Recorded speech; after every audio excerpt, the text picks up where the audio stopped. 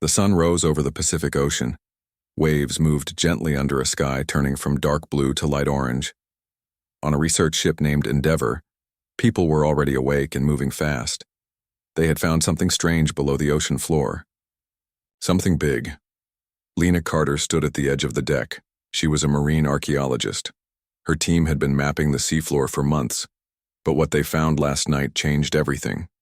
Deep scans showed hundreds, no, thousands of metal, shapes buried in the mud. The first thought was that they were old submarines or planes, but the data said otherwise. These objects were ancient, very old. Some were more than 30,000 years old. Lena looked at the screen again. Lines and shapes formed outlines of ships, not just one or two, dozens, then hundreds, then thousands. It didn't make sense. Humans did not have ships like that 30,000 years ago. At least that's what everyone believed. She called Eli Ramirez. He was a linguist who helped read old symbols. He came quickly. His eyes grew wide as he saw the images. "These aren't ours," he said. Lena nodded. "I think you're right." They started pulling up samples. Using robots, they reached deep into the ocean floor. One robot brought back a piece of metal. It was covered in rust and coral, but under it were strange markings. Not any language on Earth. Eli traced the lines with his fingers. "This isn't human writing, it looks military." More reports came in. Other teams across the world were finding the same things. Shipwrecks, all old, all alien. News spread fast. Scientists argued. Governments watched closely. Social media filled with questions. If these wrecks were real, then what happened here? Why were there so many? Lena and Eli worked through the night. They tried to understand how the ships got there, why they were buried, and most importantly, who left them. Then something else happened. A signal was sent from somewhere far away. No one on Earth noticed it, but out past Neptune, a small probe woke up. It had been silent for thousands of years. Now it sent a message across space. The humans are digging again. Someone very far away would soon hear it. The world could not stop talking about the wrecks. Scientists argued over data. Governments sent spies to watch research teams. Some people said it was a hoax. Others thought it was proof of ancient aliens. Lena Carter did not care about any of that. She only cared about one thing: the truth. She and Eli Ramirez worked late into the night. They studied the metal plates brought up from the ocean floor. The strange symbols were not just markings, they were messages. Eli finally translated a short line. "They feared us." He read it out loud and looked at Lena. "Someone was afraid of humans 30,000 years ago." Lena frowned. "That doesn't make sense. We didn't even have cities back then." Eli shook his head. "Maybe we weren't the ones they feared." More reports came in. Ships had been found near Africa, Europe, and South America. All buried deep, all old, and all showed signs of battle, burn marks, broken weapons, torn hulls. Some ships were not alone. They had crashed into each other, as if there had been a war. A historian named Drake Morgan reached out. He studied old myths and strange ruins. He believed Earth had once been part of something bigger. He met Lena and Eli in a small office filled with books and maps. "I think these wrecks are not just here by accident," he said. "I think someone tried to hide them." "Hide them?" Lena asked. "Yes," Drake said. "Buried under layers of rock and mud. Not just forgotten, erased." They began to look deeper. Old cave paintings showed strange beings fighting in the sky. Tribal stories spoke of gods who fell from the stars and never returned. Eli found another message on a broken piece of metal. "We made them forget." No one knew what it meant, but it felt like a warning. Meanwhile, far away from Earth, something answered the silent call.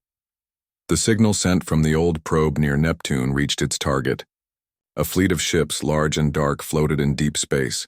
Their crews listened, watched. One of them, a tall being with silver eyes, read the message again. "The humans are digging again." The being turned to others. "Then it begins again." They changed course. Earth was no longer forgotten. It was remembered. Lena, Eli, and Drake kept digging into the past. They looked at old bones, ancient tools, and stories passed down for thousands of years. What they found shocked them. Some humans, from long ago, had fought in a war, not against each other, but against something else. Something not from Earth. They found records carved into stone in caves across 3 continents. The same symbols appeared again and again. One message stood out. They came from the sky. We made them fall. Drake studied the carvings closely. This wasn't just a battle, he said. It was a war, and humans were part of it. Eli looked through old myths and legends. He found stories about gods who fell from the stars and never returned. Some tribes told of giants who burned the sky and were buried by the sea. The pieces were coming together. At a lab in Norway, scientists ran tests on human DNA. They found something strange. Parts of the human genome showed signs of ancient changes, as if humans had been changed long ago to survive something dangerous. One scientist called it genetic armor. It protected humans from things like energy weapons and psychic attacks. Lena read the report twice. Someone, or something, made us ready for war, she said. Meanwhile, the alien fleet moved closer to the solar system. Their ships were silent as they passed Mars. They watched Earth from far away. On board their largest ship, the commander listened to old records. His people had forgotten most of what happened 30,000 years ago, but some memories still remained. He played a broken voice file. The silent ones fight like storms. They do not run. They do not stop. He turned to his officers. We must be careful, he said. Those on Earth are not what they seem. Back on the research ship, Lena and her team went deeper into one of the wrecks. They found a control room with data still inside. With help from engineers, they managed to turn it on. Images filled the screen. Battles in the sky. Humans fighting with weapons they should not have known how to use.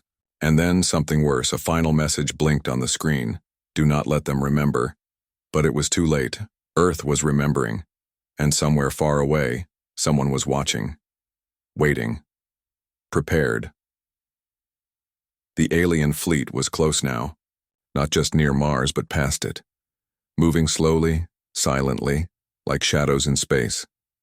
On Earth, Lena Carter did not know this yet. She was deep inside one of the largest wrecks ever found.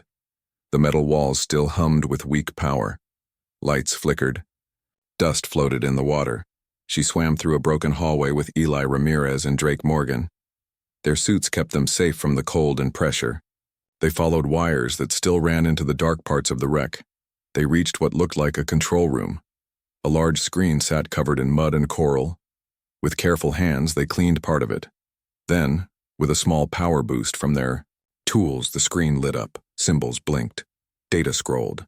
Then came images. A sky filled with ships. Fire burning across space. Explosions lighting up oceans below. And humans, many of them, fighting. Not with swords or arrows, but with weapons far beyond what history said they should have known. Eli stared at the screen. This was a war, he whispered. A real one. Drake pointed to something else, a message repeated over and over on the display. Do not awaken what sleeps beneath. Lena felt a chill. What if these wrecks are not just old? What if they are still active? Back on land, governments argued. Some wanted to stop digging. Others wanted to take the tech for themselves. News reports spread wild ideas. Some called it fake. Others said aliens had visited long ago. But the truth was worse than anyone thought. In deep space, the alien commander watched Earth through long-range sensors. He saw the lights from cities, the movement of ships, the digging into the ocean floor. He turned to his officers. They are waking up again. One officer asked, should we attack first? The commander did not answer right away. Instead, he played an old recording from thousands of years ago. The silent ones do not forget. They wait. He looked at the screen showing Earth. Then let us see if they still remember how to fight. Back on the research ship, Lena received a final message from the wreck system. It was short.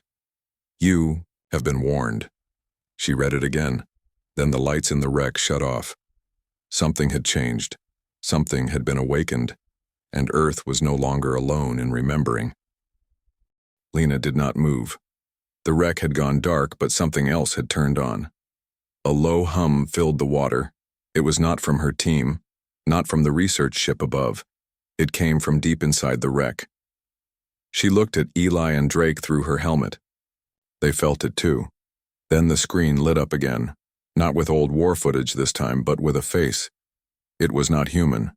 The being on the screen had sharp eyes and dark skin covered in glowing lines. It stared at them without blinking. A voice followed, slow, calm, speaking in their language. You have returned to what was left behind. Eli took a step back. It's talking to us, Drake whispered. Maybe it never stopped waiting. Back on the surface, alarms went off. Ships nearby reported strange energy spikes coming from the ocean floor. Satellites picked up bursts of light far below the waves. Governments called emergency meetings. Some wanted to shut everything down. Others wanted to dig faster. But Lena and her team were already past the point of turning back. The alien AI on the screen showed more images. Battles. Humans fighting side by side with some aliens. And against others. Weapons that could split the sky. Cities that once floated above the clouds. Then came the final message. We tested you once before. We will test you again. The room around them began to change. Walls moved. Panels lit up. Power surged through. The wreck like a heartbeat waking after thousands of years. On board the alien fleet near Jupiter, the commander watched the signal coming from Earth. They are awake, one officer said. And they remember, another added. The commander stood tall. Then let us see if they are still worthy. Back in the wreck, Lena's suit beeped with new data. The AI was running a test, something designed long ago to measure strength, thought, and choice. One by one, the team faced puzzles, moral choices, and battle simulations. Each choice changed something. Each answer made the system respond differently. Hours passed, then days. Outside, the world waited, and deep beneath the sea, the ancient war was not just remembered, it was beginning again. The test was not easy. It was not about strength or speed. It was about choice. Lena, Eli, and Drake had to make hard decisions. Save one person or let many die. Fight or talk first. Use power or leave it behind. They did not always agree, but they kept going. At the end of the wreck's deep halls, the AI watched, judged, waited. Then came a final question. Do you remember why you fought? Lana answered. First, and we fought because we had to, Eli added, and because we chose to protect what was ours. Drake looked at the screen and said, but we also forgot. Maybe that was a mistake. The AI paused. Then it spoke again. You have passed. The room changed. Lights grew brighter. Walls opened. And from the dark, something began to wake. Above, on the research ship, alarms blared. The ocean floor was moving. Energy readings spiked higher than ever before. Governments called for evacuations. Military ships moved closer. Some wanted to shut everything down. Others wanted to claim whatever was found, but it was too late. Deep in space, the alien fleet saw the signal. Stronger this time. Clear. They have passed the test, one officer said. Then they are not the same as before, the commander replied. He looked at old records, stories of war, of humans who did not run, who did not stop. Send a message, he said. Prepare for contact. Back on Earth, the wreck released more data. Old maps, hidden bases, weapons that slept beneath ice and stone. People across the world saw the same message. They are awake again. Lana stood on the deck of the ship.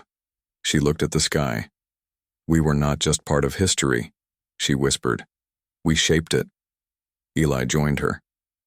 Maybe we still can, Below them, the wreck powered down once more, but not fully, waiting, not for war, but ready if it came. And somewhere far away, the aliens watched, not as gods, not as enemies, but as those who finally understood. Humans were not just survivors.